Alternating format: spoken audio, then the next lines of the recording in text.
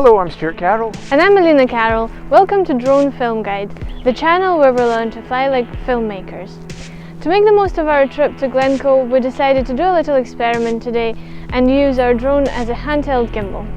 Yeah, in our production company, Captain Cornelius, we have access to some handheld gimbals that can take a DSLR camera. But they're quite big, quite heavy, quite expensive, and we thought when we're out in the field, let's see what we can achieve with our, in this case, a Phantom 4, but you could do it with any drone, such as the DJI Mavic.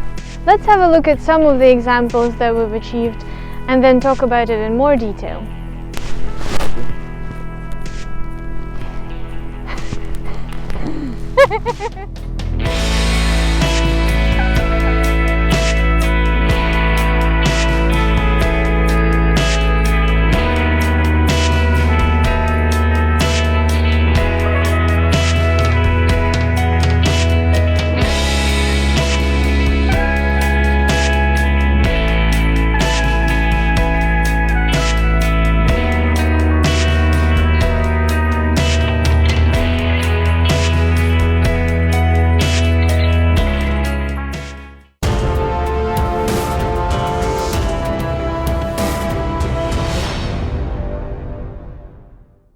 Okay, back in the warmth and comfort of our house, let's look at the 8 ways to use your drone like a gimbal.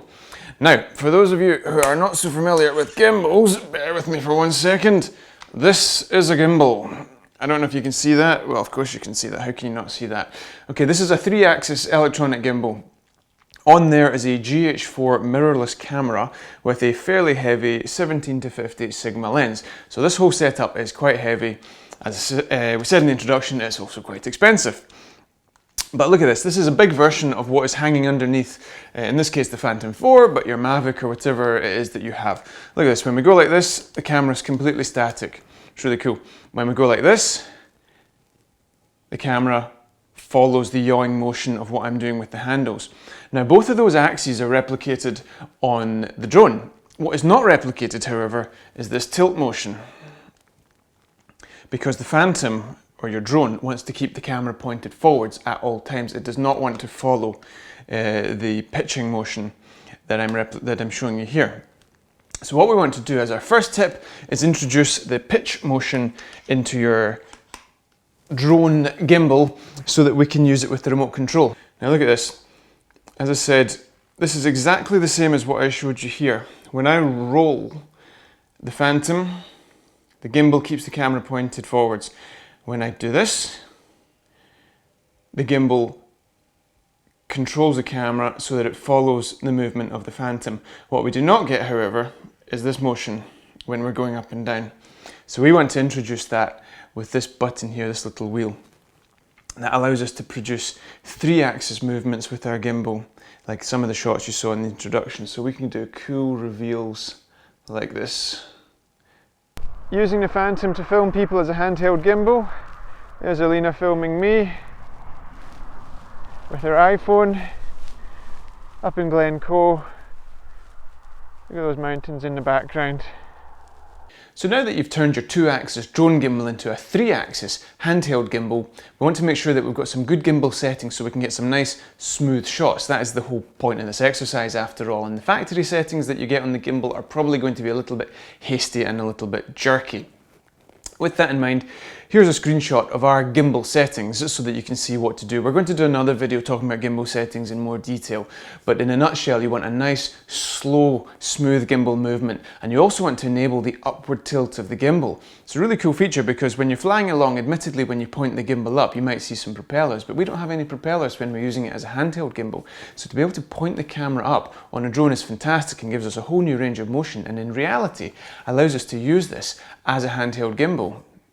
Now that we've got a nice usable 3-axis gimbal, we want to get the right kind of camera settings to give us cinematic footage. The most important camera setting you have to get right here is the shutter speed in your DJI Go app. If you're shooting on 25 frames per second, you want a 1/50th shutter speed. If you're shooting on 50 frames per second, you want a 1/100th shutter speed. That's the settings for Europe. Essentially, without getting into the ins and outs of the 180-degree rule, you want to double the shutter speed, I should say double the frame rate to give you the correct shutter speed.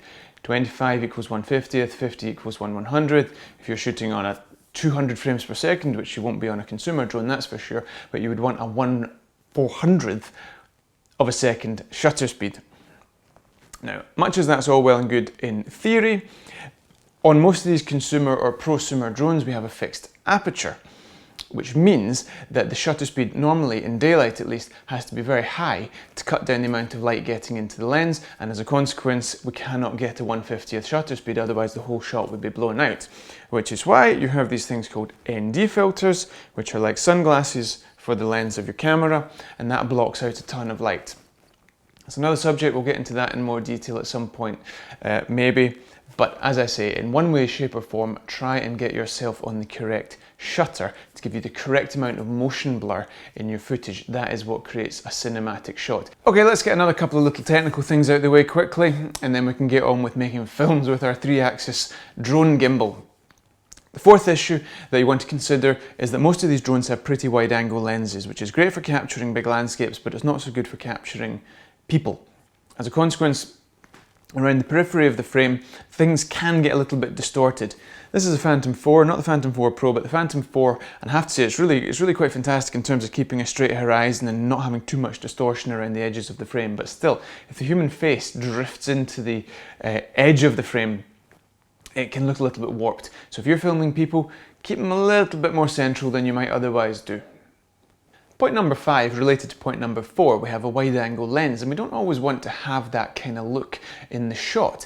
Now if you're shooting in 4K, which most of these drones now allow you to do, you can crop in post all the way down to 1080p, which is like a 2x zoom, 200% zoom, and that will allow you to cut off all that wide and potentially slightly distorted stuff around the edge of the frame and give you a tighter shot. It's pretty handy just for variety in your shots, creating some sense of perspective, and a lot of the shots that you saw in the introduction that we did were cropped. Now that we've got all the technical stuff out of the way, let's have a look at some of the shots that we can do with our handheld drone gimbal. Now, one of the filmmaking concepts that you want to try and incorporate in your work is creating depth and creating layers in your shots. We talked about this in a previous video in the context of aerial footage, but now we're on the ground and the same principle applies. It's even easier to achieve as well, because getting something between your camera and your subject is even easier to do when you're on the ground than when you're up in the air. So just by way of one example, take a look at this shot of the sunset in Glencoe. We do a reveal from behind the rock, it creates depth, it creates movement, and at the end of the day it creates a stunning shot. Now point number 7 is going to be felt a little bit differently for different people depending on what kind of camera you have attached to your drone. But either way, irrespective of whether you have a Phantom 4, a Mavic, a Phantom 2 with a GoPro, or some kind of insane hexacopter with an Arri hanging underneath it, cameras have limitations and you need to get to know your camera.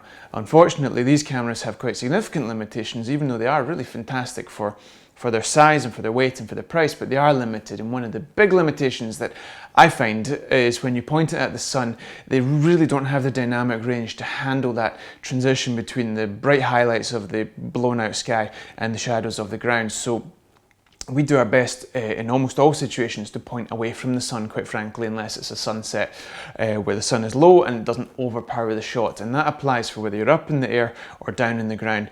So it's a general concept. Until these cameras become absolutely sensational, we would recommend point the camera away from the sun. Have the sun illuminate your subject and point the camera that way instead. Now the final point 8 really sums up the reason we're here after all, and that is to take all of the previous points and create cinematic footage that tells a story.